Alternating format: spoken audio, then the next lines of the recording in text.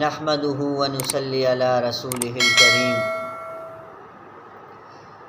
عن عبد الله بن عمر قال قال رسول الله صلی اللہ علیہ وسلم من صمت نجا۔ عبداللہ بن عمر رضی اللہ تعالیٰ عنہ فرماتے ہیں اللہ کے نبی نے فرمایا جس نے خاموشی اختیار کی وہ نجات پا گیا، وہ کامیاب ہو گیا۔ اب خاموش رہنا بھی عبادت ہے، بجائے اس کے کہ آدمی کسی کی غیبت کرے، گالی چگلی، بہتان، باز، تنقید، تبصرے دوسرے لوگوں پہ کرے۔ اس سے خاموش رہنا یہی نجات ہے۔ اب غیبت کے بارے میں فرمایا الغیبۃ اشد من الزنا، غیبت زنا سے بڑا جرم ہے۔ جھوٹ بولنا، اللہ کے نبی نے فرمایا مومن ہے تو وہ جھوٹ نہیں بولتا۔ پھر چگلی لگانا، لا يدخل الجنت قطات، فرمایا چغل خور جنت میں داخل نہیں ہوگا۔ پھر بہتان لگانا، اور بہتان ایسا کہ بے دڑک لوگوں پہ ایسی باتیں کرنا، یہ بھی گناہ کبیرہ ہے۔ سن سنا کے بغیر سوچے سمجھے لوگوں کے پیچھے باتیں کرنا، یہ بھی گناہ کبیرہ ہے۔ ایک صحابی ہیں عقبہ بن عامر رضی اللہ تعالیٰ عنہ، انہوں نے پوچھا یا رسول اللہ من نجات، اللہ کے نبی نے فرمایا املک علیک لسانک، اپنی زبان پہ قابو رکھ تو نجات پا جائے گا۔ تو زبان پہ قابو رکھنا یہ بہت ہی ضروری ہے۔ اللہ کے نبی نے حضرت معاذ رضی اللہ تعالیٰ عنہ کو فرمایا معاذ میں تمہیں سارے دین کا خلاصہ بتاؤں؟ تو فرمایا جی یا رسول اللہ۔ آپ نے فرمایا اپنی زبان پہ قابو رکھ، یہ سارا دین ہے۔ آپ نے زبان کو پکڑ کے فرمایا کف ھذا، اپنی زبان پہ قابو پا جا۔ تو آج ہماری زبانوں پہ قابو نہیں ہے، بے دڑک ہم غیبت، بہتان، گالی چگلی، یہ گناہ کبیرہ ہے۔ اللہ کے نبی نے صحابہ سے پوچھا کہ مجھے بتاؤ غریب آدمی کون ہے؟ تو صحابہ نے فرمایا جس کے پاس درہم دینار نہ ہو۔ تو اللہ کے نبی نے فرمایا ایک غریب، میں اس کے بارے میں بتاؤں؟ تو صحابہ نے کہا جی یا رسول اللہ۔ تو اللہ کے نبی نے فرمایا ایک آدمی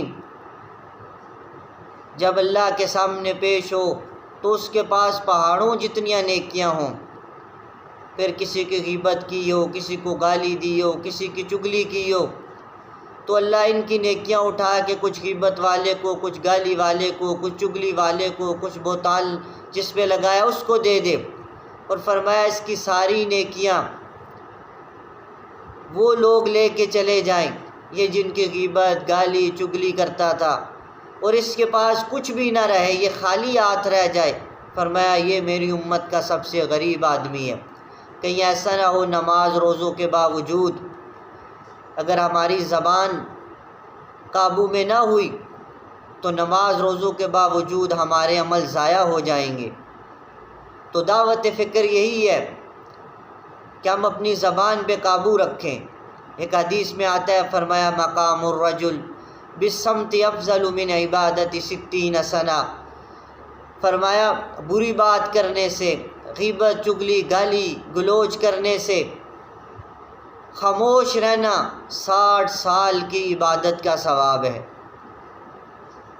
تو آج ہم بولنے کو زیادہ ترجیح دیتے ہیں، خاموشی کو زیادہ ترجیح دیں، اور اللہ کے نبی نے فرمایا بعض دفعہ آدمی کی زبان سے ایسی بات نکل جاتی ہے کہ اللہ رب العزت اس کے لیے لکھ دیتے ہیں کہ اللہ رب العزت اس سے ناراض ہو گئے، وہ جہنمی ہے۔ ایسے کلمے بعض دفعہ زبان سے نکل جاتے ہیں، تو ہم اپنی زبان پہ قابو رکھیں، اسی لیے اسی میں ہماری نجات ہے، ورنہ یہ اعمال ضائع ہو جائیں گے۔ اور معاذ رضی اللہ تعالیٰ عنہ نے پوچھا تھا، یا رسول اللہ، کیا زبان کے بول کی وجہ سے بھی جہنم میں پھینکا جائے گا؟ تو اللہ کے نبی نے فرمایا، ثقلت کا امک ابن جبل، معاذ میں تو تجھے بڑا ہوشیار سمجھتا تھا، تو دیکھے گا کل قیامت والے دن اس زبان کی وجہ سے، اس زبان کے غلط بول کی وجہ سے لوگوں کو اوندے منہ گھسیٹ کے جہنم میں پھینکا جائے گا۔ تو ہم یہ نہ سمجھے کہ ہم لوگوں کی غیبت، چگلی، گالی کرتے ہیں تو کوئی فرق نہیں پڑتا، غیبت زنا سے بڑا جرم ہے۔ تو ہم آج کل غیبت عام ہے، ایک دوسرے کی باتیں کرنا، ہم اس کو ہوشیاری سمجھتے ہیں، مگر موت کے بعد یہ ہمارے لیے عذاب کا ذریعہ بن جائے گی۔ تو زبان پہ قابو رکھیے، ہر آدمی اپنی زبان پہ قابو رکھے، اپنے آپ کو دیکھے، دوسروں کو دیکھنا ہم چھوڑ دیں، کوئی کیا کر رہا ہے، کوئی کیا نہیں کر رہا، ہمارا اس سے کوئی لینا دینا نہیں۔ ہاں، ہم دعوت کی نیت کے ساتھ تنقید کے بجائے دعوت دیں، مگر غیبت پھر بھی ہم نے نہیں کرنی کسی کی۔ آج ہم اپنے آپ کو تو ہم لوگ دیکھتے نہیں، دوسروں کی غلطیاں نظر آتی ہیں ہمیں، غلطیاں تو سب میں ہوتی ہیں، مگر المیہ یہ ہے کہ نظر دوسروں میں آتی ہیں، اپنے آپ میں ہمیں نظر نہیں آتی۔ اپنے من میں ڈوب کے پا جا سراغ زندگی، تجھے کیوں فکر ہے گل دل صد چاک بلبل کی، تو اپنے پیرہن کے چاک تو پہلے رفو کر لے۔ ہم اپنے آپ کو دیکھیں، دوسروں پہ جج بننا چھوڑ دیں، دوسروں کے فیصلے کرنا چھوڑ دیں کہ فلاں ایسا فلاں ویسا۔ تو لہٰذا دعوت فکر یہی ہے کہ ہم اپنی زبان پہ قابو رکھیں۔ اگر زبان پہ قابو ہوا تو دین سلامت رہے گا، اگر زبان پہ قابو نہ ہوا تو حدیث میں آتا ہے بعض دفعہ ایسا جملہ نکل جاتا ہے کہ آدمی ایمان سے بھی چلا جاتا ہے۔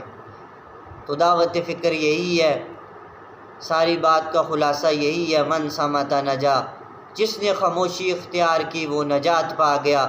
تو یہ کتنا آسان ہے کہ ہم خاموشی اختیار کر لیں اور نجات پا جائیں۔ اللہ پاک عمل کرنے کی توفیق عطا فرمائے۔